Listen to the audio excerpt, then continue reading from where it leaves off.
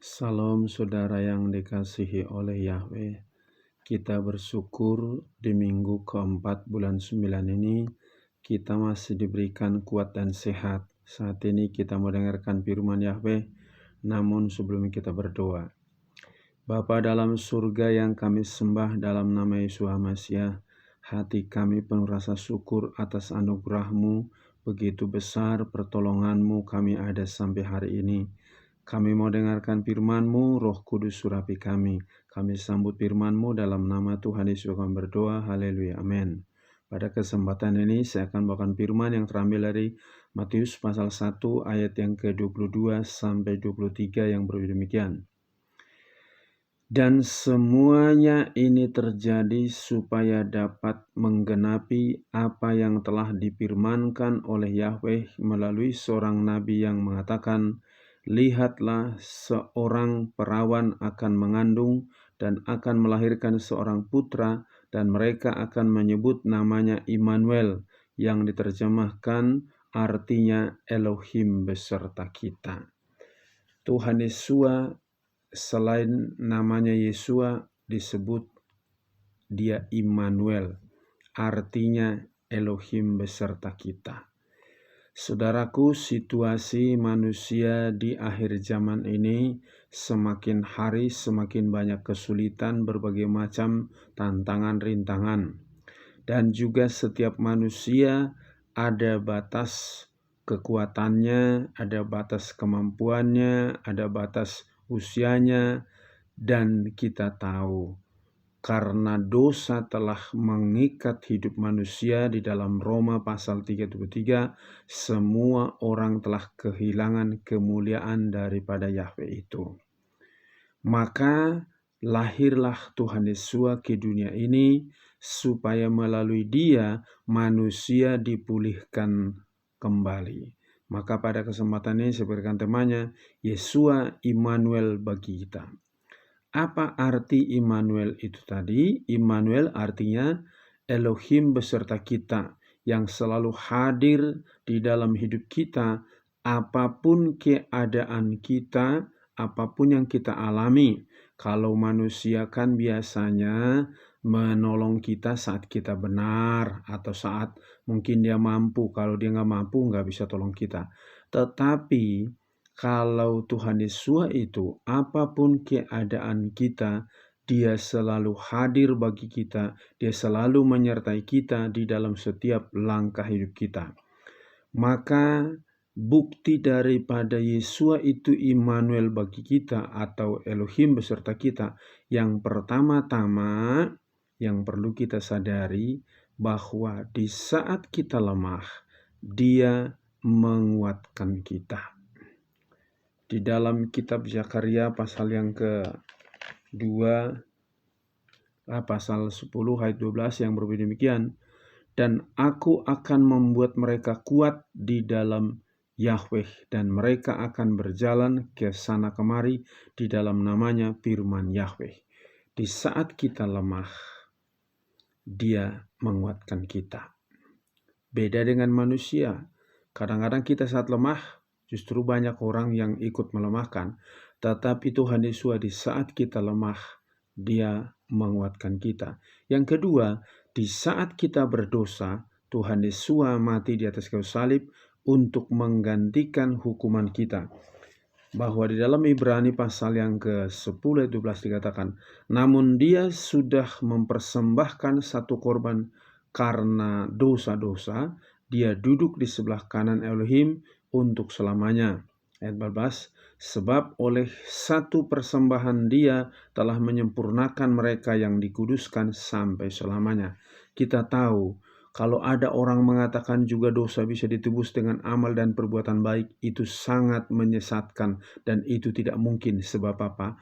Manusia dari Adam dan Hawa termasuk nabi-nabi sudah punya dosa. Jadi nggak mungkin orang berdosa, amal perbuatan baiknya bisa menguduskan dosanya. Sebab urusan dosa, urusan nyawa, urusan darah, urusan tubuh. Maka Tuhan Yesus mati di atas kayu salib untuk menggantikan dosa kita melalui tubuh dan darahnya. Dia sudah menebus kita dan menjamin keselamatan. Jadi di saat kita berdosa, dia menjadi korban penghapus dosa kita. Tidak ada seperti itu nabi-nabi yang lain. Bahkan ada nabi didoakan supaya masuk surga. Katanya nabi sempurna, tapi belum masuk surga. Kan aneh. Tuhan Yesus nggak perlu kita doakan, dia sudah di surga. Sebab dia sudah menyelesaikan tugasnya untuk menebus dosa manusia. Yang kedua, apa bukti bahwa Tuhan Yesus itu adalah Immanuel bagi kita? Di saat kita jatuh, dia mengangkat kita. Di dalam Mazmur pasal 37 ayat 23 24 dikatakan, sebab Yahweh menetapkan langkah-langkah orang yang hidupnya berkenan kepadanya, apabila ia jatuh tidak sampai tergeletak, karena Yahweh menopang tangannya.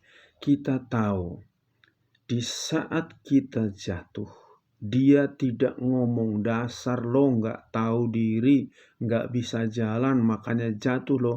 Tidak demikian. Justru saat kita jatuh, Yahweh angkat kita dengan tangannya. Anakku, jangan berjalan sendiri. Biarlah ikuti aku, karena aku adalah Immanuel bagimu. Jadi kalau engkau saat ini sedang jatuh, saya nggak tahu jatuh, mungkin usahamu jatuh, atau mungkin juga engkau sedang jatuh dalam dosa, percaya yang bisa mengangkat engkau dari kejatuhanmu hanya Tuhan Yesus. Aturan agama tidak bisa, aturan adat tidak bisa, aturan manusia tidak bisa, hanya Yahweh Immanuel itu yang bisa mengangkat engkau dari kejatuhanmu. Yang berikutnya, di saat kita tidak ada jalan, dia membuka jalan. Itu di dalam Keluaran pasal 14 ayat 15 sampai 16, ayat 21 sampai 22. Saat bangsa Israel dikejar-kejar oleh tentara Mesir setelah mereka keluar dari Mesir, maka Musa berteriak-teriak. Yahweh katakan, jangan berteriak-teriak Musa. Apa di tanganmu? Tongkat, pukulkan. Begitu Musa pukulkan tongkatnya, maka laut yang sedemikian dalam dan luas terbelah dua, sehingga orang Israel itu berjalan di tanah yang kering. Itu luar biasa. Di saat tidak ada jalan, dia membuka jalan. Dan kita tahu dalam 1 Korintus pasal 10-13 juga, pencobaan-pencobaan yang kamu alami adalah pencobaan biasa. Dan pada saat kau dicobai, Yahweh memberikan jalan keluarnya. Jadi apapun saat ini jalan buntu yang kau hadapi, percayakan dirimu kepada Yahweh. Dia pasti membuka jalan bagimu. Dan selain itu saudaraku, apalagi yang Yahweh katakan bukti dia adalah Immanuel, di saat kita sedih, dia menghibur kita. Di dalam Yeremia pasal 13 ayat Yeremia 31 ayat 13b.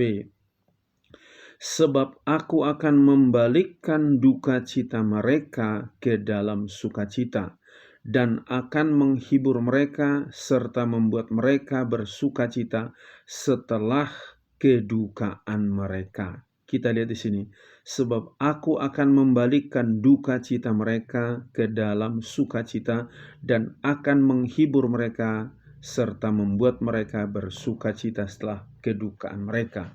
Jadi seringkali manusia memberikan di saat kita sedih, oh ya kasihan kamu ya, aduh saya juga lagi ada masalah, paling cuman gitu, tidak ada solusinya. Tetapi betul-betul ketika kita sedih, dia menghibur kita, dia rangkul kita. Kita masih ingat bagaimana Petrus pernah jatuh menyangkal Tuhan Yesus sampai 3 kali. Tapi ketika Tuhan Yesus bangkit, Tuhan Yesus tanya kepada Petrus, Petrus, apakah engkau mengasihi aku lebih daripada semua ini?